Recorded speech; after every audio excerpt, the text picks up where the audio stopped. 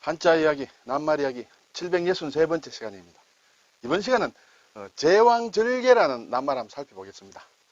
제가 뭐 의학자는 아닙니다만 우리가 낱말은 가끔씩 듣는 것이죠. 제왕절개 수술을 했다. 출산할 때 그렇게 됐죠. 이 제왕절개라는 뜻이 무엇이냐? 우리가 현상은 대략 압니다. 글자 그대로 어떻게 되는 것이냐 하는 것이고요. 그리고 제왕절개라는 이것이 말의 유래가 어떻게 되느냐, 또 어떻게 번역이 되었느냐 하는 것을 한번 살펴보겠습니다. 제왕절개는 이렇게 씁니다. 제왕, 제는 임금이다. 그렇죠? 제왕, 황제 뭐 할 때 쓰는 것이죠. 임금제. 그리고 왕은 임금왕이에요. 그렇죠? 네, 제가 잘못 적었습니다. 임금왕. 그리고 절은 끈을 절이다. 그리고 걔는 열개다. 제왕이 절개가 됐다. 어쨌든 우리가 분만 수술과 관련된 것이기 때문에 어떤 이런 말이 생겼다. 우선 글자를 살펴보면 임금제는 다리를 X자로 튼튼히 묶은 큰 제단의 모양이다. 제사 지내는 상, 제단의 모양이다. 이렇게 되어 있어요. 옛 글자를 보면 이렇게 되어 있습니다. 대자가. 자, 어떻게 이제 하늘에 제사를 지낸다.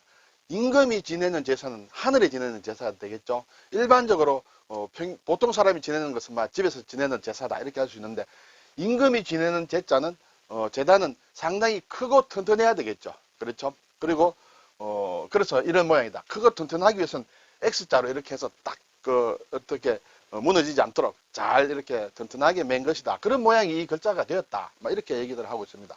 우리가 제단이라고 하면 일반적으로 신에게 제사를 지낸다 할 때 우리가 보일시자를 씁니다. 보일시자도 제단의 모양이다. 제사를 지내는 상의 모양이다 해서 이렇게 T자 모양으로 이렇게도 봅니다. 그래서 이것은 일반적인 제사를 뜻하는 글자를 나타낼 때, 그리고 신을 뜻하는 글자를 나타낼 때 이 글자를 많이 씁니다.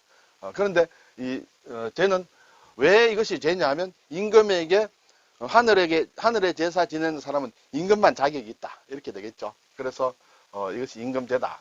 네. 임금왕이라는 것은 원래는 큰 도끼의 모양이다. 어떤 임금의 권위를 나타내는 그런 모양이다. 이 큰 도끼의 모양이 왕자로 바뀌었다. 이렇게 볼 수 있습니다. 물론 뭐 달리 설명하는 사람도 있습니다. 하늘과 땅과 뭐 이런 것을 하늘과 땅을 묶은 연결한 그런 왕이다. 이렇게 얘기하기도 합니다만 옛 갑골문을 보면 큰 도끼의 모양이다. 그리고 작은 도끼는 이제 선비사다. 그렇죠? 선비는 어떻게 보면 무사라든지 이런 것 직접 싸울 때 가져가는 도끼를 나타낸다. 이렇게 되겠습니다. 자, 끈을 절은 보면 7칠자예요. 그렇죠? 7칠자에다가 칼도자예요. 자, 칼로 끊는다. 이렇게 되기 때문에 칼도자가 들어갔죠.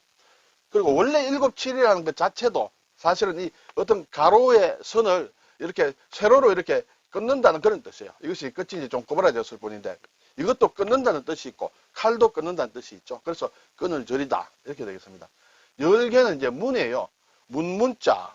문을 연다. 이렇게 되겠죠. 그래서 문이 있는데 문에 빗장을 친 것을 이것을 이런 모양이죠. 빗장산이다. 이렇게 되겠죠. 빗장을 걸었다. 그것을 두 손으로 받들 공입니다. 이렇게 두 손으로 이렇게 드러낸다. 빗장을 드러내는 모양이 이제 문을 연다는 뜻이 되겠습니다.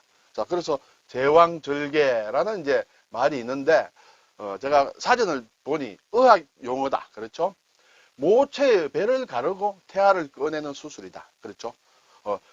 자연분만이 안 된다. 자연분만이 좀 어려울 때 하는 것이다. 그래서 산도가 열리지 않거나 또는 출혈이 심할 때 산모와 태아의 생명에 위험이 있는 경우 등에 이것을 행한다. 이렇게 되겠습니다.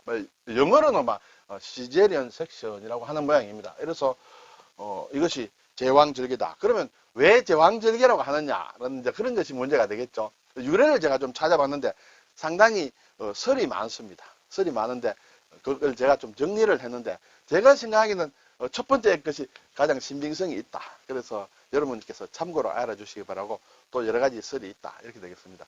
이것은 BC 기원전 7세기의 고대 로마의 왕정시대입니다. 황제 시대가 아니고 로마 제국이 아니고 로마 왕정 시대에 어떤 왕이 누마 폼필리우스라는 왕이 이제 어떤 반포를 했습니다. 왕의 명령으로 반포를 했는데 무엇이냐면 산모가 출산을 하다가 사망을 할 경우에는 산모를 이제 매장을 해야 되겠죠. 매장을 하기 전에 수술로 태아를 꺼내어야 한다는 것이 이제 임금의 명령으로 나왔다. 렉스 레기아가 되겠습니다만. 그런데 이것이 나중에 이제 시이자, 율리어스 시이자, 케사르죠. 케사르가 이제 황제가 되었습니다. 그래서 이제 왕령이 이제 황제령이 되겠죠. 결국 자동적으로 황제령이 되겠습니다. 그래서, 이 황제령이 됐다. 그래서 황제령에 의해서 태어났다는 표현을 우리에게 쓸 가능성이 높다. 이런 것이죠. 자, 이제 산모가 출산 중에 사망을 하게 되면 아기를 꺼내어야 된다라는 그 명령. 그렇게 해서 태어나는 것. 그것이 이제 제왕절개다. 황제의 명령에 의해서 이러한 수술이 이루어진다. 그래서 제왕절개다. 이렇게 되겠습니다.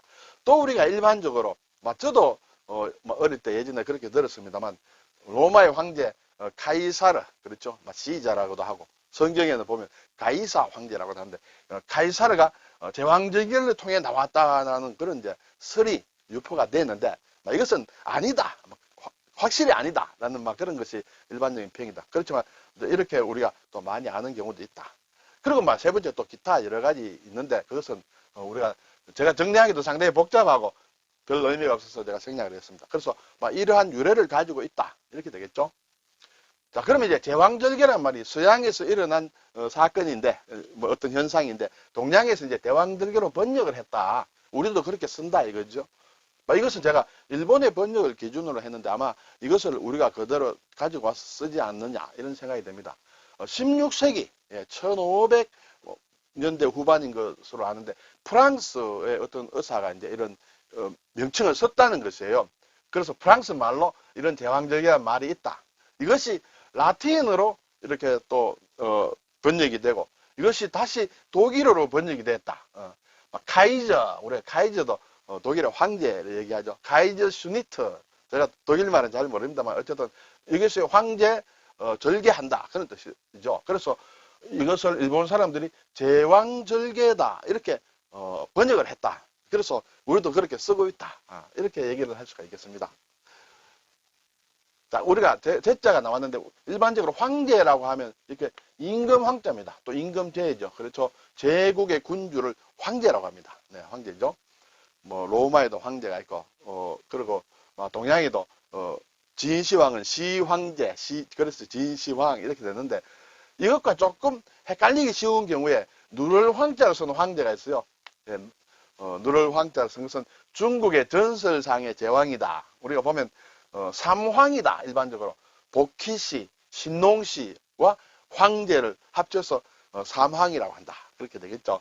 그때 쓰는 황제는 누를 황이다. 임금 황자 쓰면 안 된다. 이렇게 되겠죠. 그래서 삼황오제, 황제라는 게 이제 여기, 이 말이 이제 줄은 얘기가 되겠습니다. 삼황오제는, 삼황은 복희씨, 신농씨, 그리고 황제를, 합쳐서 삼황이라고, 오제라고 하는 것은 여기에 다시 요임금과 순임금을 합쳐서 삼황오제라고 하는 모양입니다. 그래서 황제라는 말을 한글로 나와서 예를 들어 역사서 책을 읽을 때 이 두 개를 구분은 해야 된다. 헷갈리면 좀 곤란하다. 이렇게 되겠죠. 오늘 제왕절개란 말이 어떻게 나왔느냐, 유래가 어떻게 됐고 번역이 어떻게 됐느냐 하는 것을 제가 한번 살펴보았습니다. 감사합니다.